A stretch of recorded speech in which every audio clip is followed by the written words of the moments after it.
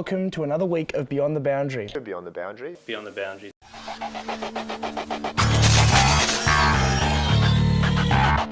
So the start of the year, this is the first year of the Diploma of Sports Broadcasting. We, at the school, we wanted the students to develop shows from the ground up. From the outset, we broadly covered all aspects of TV, what's involved in producing a show.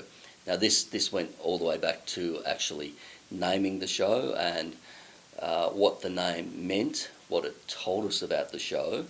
And the students have actually been involved in all of the roles in the TV production, from researching to editing a story, then going out and actually being the location cameraman, shooting the story, lighting it, making sure that we've got correct sound, liaising with our guests and our clients, and then after we've done an edit, we actually give them a link to the story so they can see it to make sure that they're happy with it.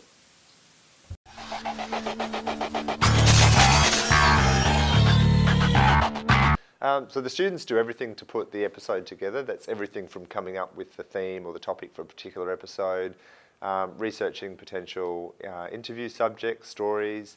They'll go out and film those stories, come back and edit them. And then the second stage is basically planning the studio record. So that's where we brief the hosts of the show. They come in, introduce the segments, talk about the theme for that week, and we put the whole show together in the studio. So it's a big job from start to finish. And this team has done an amazing job to handle that with only 3 students to basically be putting together a weekly show for broadcast. So it's high pressure, high stakes, but great training for the world of TV where you have to be able to deliver.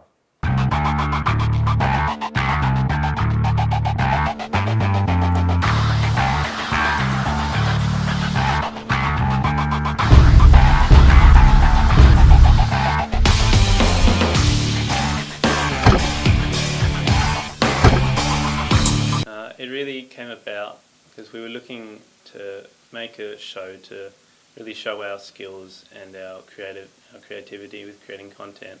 But we didn't just want to, do the old run-of-the-mill, here's some stats, here's some pretty graphics sort of thing.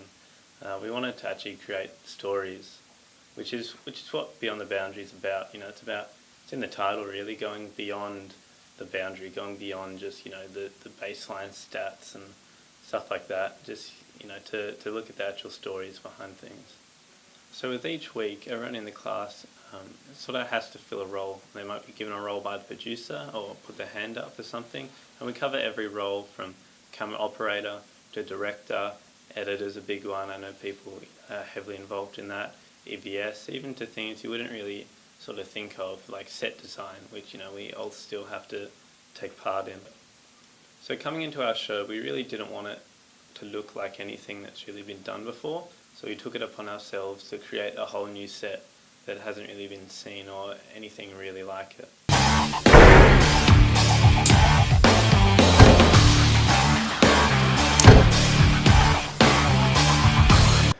Well, that was really interesting to learn about. And this is your course at the moment. This is a show that you're actually a part of the making of as well. Yep. Tell us a little bit about that and the making of this show.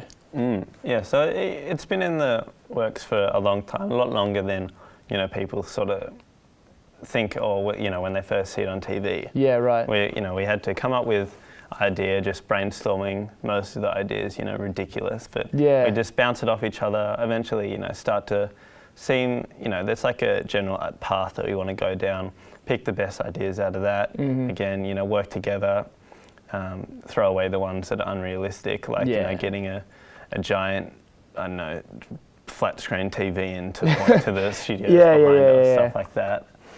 But no, it's been good. Making all the stories has obviously been great. Working with some incredible people throughout it. Hosts. Yeah. Thank you very much. It's been a big pleasure to be on the show, actually. I remember, I think you gave me a call and asked me to be on the show, and at first I was a little bit nervous because I wasn't sure that I'd be able to speak about some of the topics, but it's been a really great learning experience for me as well, just because we've been each week learning about these new subjects, which sometimes, we don't know about. And I believe that would be the same for you doing some of these investigative reports. Yeah, it's great. When we try to come up with ideas, it's not only what we want to learn about, but what we sort of want to teach people about as well. Of course. That's sort, that's sort of the point of the show, to give these things behind the sport, beyond the boundary. Yeah. So how has it been for you? Sort of, you said you're a bit worried you might not have been able to talk about the stories. If some of them are, stats-based sports you don't really watch. Yeah, right. But a lot of our stories are more sort of personal. How's that been? I think it was really a pleasant surprise to come in and find out that actually a lot of the subject matter that we were talking about was, like you say, it's actually beyond the sport. It's actually much more of a human topic. Just talking about the interactions and the relationships that go around the sports themselves, not actually what happens. And so I found that a lot easier to talk about than I thought I would, because it's something that we can all understand and all relate to. And so that was a really pleasant experience. Great. So give us, talking about the course itself, do you have any highlights from doing this course and in the course that you would like to share with us? Yeah, definitely. So my number one highlight would, surprisingly enough, it had to do with this show, actually, not our sort of, when we go shoot the sport. It would definitely be meeting and getting to interview Nicky Winmar for the story in the first episode of this show. That was a real plus. Great man. It was just great, getting to share it with all my friends who, most of them would know who he is, but the ones who don't, just getting to hear about his story again. That was really great. Absolutely, and that was such an amazing show to do first week. Exactly. To have him there, such a good statement to make. Yeah, absolutely. Cool. All right, well, we have another little interviews with people on the street. I think this week we're asking them, who is the greatest athlete of all time?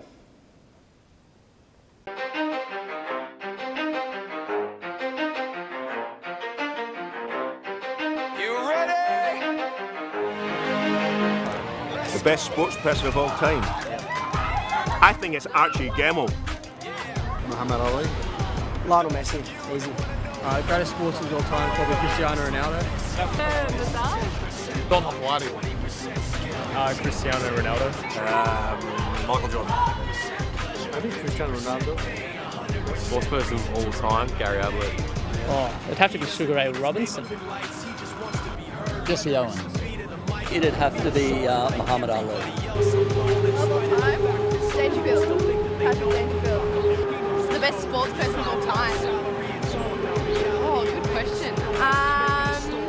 Probably like Usain Bolt, I'd say. Probably he's a great role model. Well, I think there was a clear winner there, Mr. Ronaldo, but there was a range of different names said. Who would you say that is your favourite, or who you think is the greatest athlete of all time? Favourite? Oh, I don't know. It's hard. Favourite's a bit more hard because it's more like, personal, objective. I would say best of all time, in my opinion, would have to be Serena Williams. I think just because of her single domination in her sport. Yeah, right. No one in women's tennis has come close to that. Just how dominant she was, how far above everyone else she was for such an extended period of time. Yeah. You look at other greats in their sort of profession, like Usain Bolt. He was a step above people. In Beijing 2008, clear winner with ease, and then again in London. But then he sort of dropped off. He was still winning, but he wasn't winning by the same amount. That he was beforehand. Whereas Serena Williams, it's just been the same domination over and over and over and over. So it's that consistency and that kind of that step above the rest of her competition that is just kind of outstanding. Yeah, that's definitely very true. Yeah. How about you? I've had a thought about this as we were watching the video and as we were kind of leading up to this, and I wasn't sure who I'd say. I'd probably say in my opinion, perhaps someone like Muhammad Ali or someone like that, and just in terms of like the legend and the legacy that they've left behind as an athlete. Not only in the ring, but also, you know, out of the ring. Exactly. Like as an athlete, and also as a social role model, and a force for social change as well. Just someone who is a presence in that way. Yeah, great choice. Yeah, oh, thank you very much. Next we have our main story, which is on some sports that are rapidly increasing in their popular interest. Let's take a look. I broke my thumb playing. The ball hit the tip of it and sort of shattered a few bones there. I tore my AC joint recently in my shoulder, just running into someone. In lacrosse, you've got a stick with a net on the end, and the object is to throw a goal past the other team's goalkeeper. 10 players on a team, and it's got the speed of ice hockey but on grass. Intensely fast game, and you're throwing the ball around. Very physical, it's full contact, you're allowed to hit people with the stick. It's a very physical game.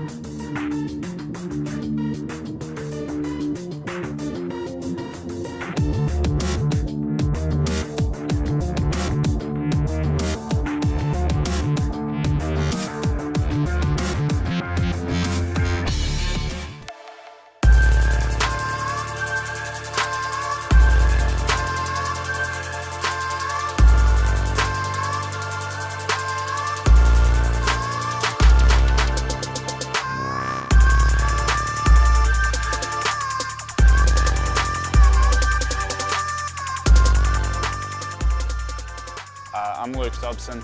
I play lacrosse for Moreland Lacrosse Club, and I'm the goalie of their senior men's team, the state league team.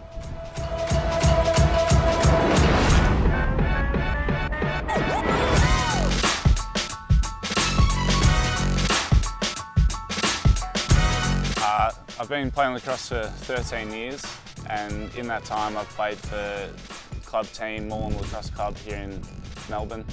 I've played for Victoria in the under-18s team, and last year I played on the under-19 Australia team, and that took me to Canada. Lacrosse is more developed in North America, as that's where its origins are. It's originally a Native American invention, the sport, and they've definitely at an elite level there.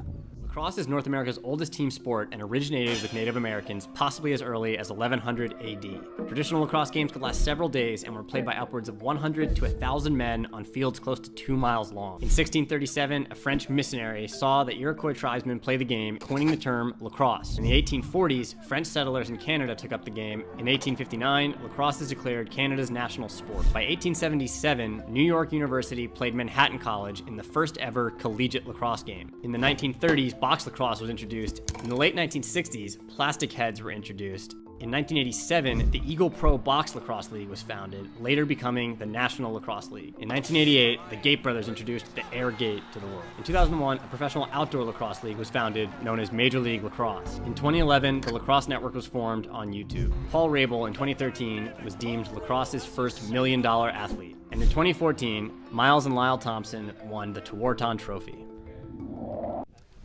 So in lacrosse it's full contact, but you have to wear protective gloves, arm pads and a helmet. If you want, you can wear additional equipment on your rib pads, shoulder pads, but keeps you protected, even though it is highly physical. If lacrosse makes it to the Olympics, I really aspire to be in that team. Trying out for the senior Australian men's team at the moment, and it seems as though if lacrosse makes it to the Olympics, that's the next natural progression. I really hope to be on that team. That'd be amazing.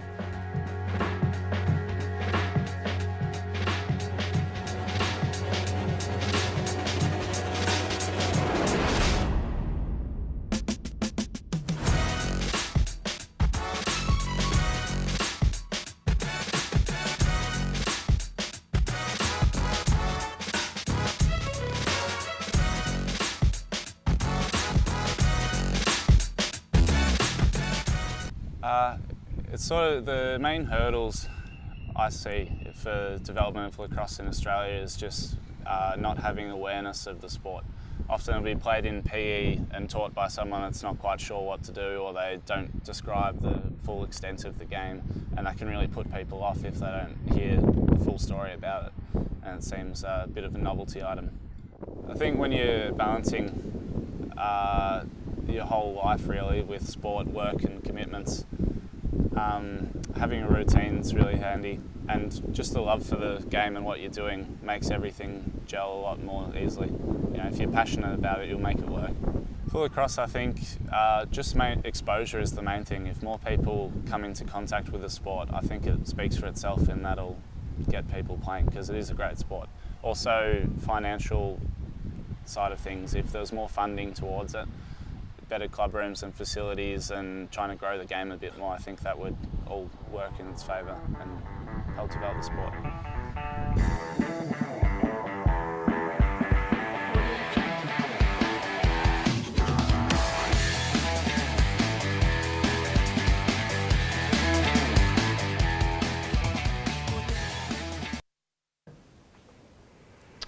Well, that was really interesting, and it's really great to remind ourselves that those sports are, you know, being played on an international level and are very widely recognised. I understand you played lacrosse in the past. Tell us a bit about how you got started in that and why you played. Yeah, well, the Luke Dobson, he was the main individual in the story who was talking about lacrosse. He actually went to my primary school. We went to the same primary school, so for those who don't know, and so he must have gone to my primary school as well. And I remember in primary school hearing stories about him. You know, he was in grade 6 or something and playing for the Australian under-14 side. Just years ahead of him. So I was sort of curious. You know, we did some stuff in PE with the little, like, plastic one-handed scoop things that the teacher was like, oh yeah, you know, this is basically lacrosse. I was like, oh, this is terrible. Yeah. but then, you know, when I got into year 7, I remember actually playing with real lacrosse sticks. Luke was helped out with the school and got his brother down, who was a bit older, had more gear, to actually sort of run some training courses. I remember that. Just for context, me and Jesse went to the same primary school and high school, so I was in a couple of these classes with these kinds of training sessions. Yeah. And I do remember when that happened. Yeah. And I remember there was just a few of us who were just so intrigued by this sport. You know, because we had all played, sports that required sort of similar skills, you know, football, the, you know, rough and trying to get around opponents, cricket, the hand-eye coordination with a stick, or, and it was sort of all these different combination of all these sports into one. You can really see how it's how it just grew in popularity. Absolutely, yeah. Quite a few people took onto it quite quickly. It was one of those sports that I found, I never played it outside of school, but I just found it was an incredibly, like, exciting sport to play, just because of the way that people moved the ball around, and just even the holding those sticks felt like you felt like kind of like a warrior or something. Yeah, you get like a ball in the end of the stick and you're throwing it around. It's quite fun. Yeah, I mean, so many of those sports, like you look overseas with AFL, people discovering AFL, it's just these sports that are so different to any other sport you would play. It just really gathers, you know, and intrigues people. Yeah. It's got aspects to other sports. You know, you can be a really great athlete in American football, and some of the skills can transition over to AFL, but there's still so much to learn. Absolutely. And at least with me, with lacrosse, I found that to be the case as well. Yes, and a lot of people have talked about the similarities between lacrosse and ice hockey, but the sports are still so separate as their own things. Could you talk a little bit about the similarities and the differences between those two? It's interesting because that's why lacrosse is still so foreign, because its most similar sport is still a foreign sport. Yes, It's yeah, still yeah. a foreign sport, It's- yeah. So you would ask a American or Canadian where lacrosse is the biggest over there, and you go, oh, can you explain lacrosse to me? And they're like, oh yeah, it's like ice hockey. And you're like, Okay, could you explain ice can hockey you to me? explain ice hockey? Yeah, Exactly, right. Exactly. Yeah. But yeah, it's similar, sort of just the way your movement is. They play indoor lacrosse, which is actually on the same field and dimension as ice hockey, just with the ice taken out. Yeah, right. In the summer season, a lot of the ice hockey players would play lacrosse as they fit. But it's just interesting seeing lacrosse grow. It's not only just growing in Australia. They had their international tournament just a few months ago, actually, and they have teams from Israel who are all basically on the same level as Australia. Wow.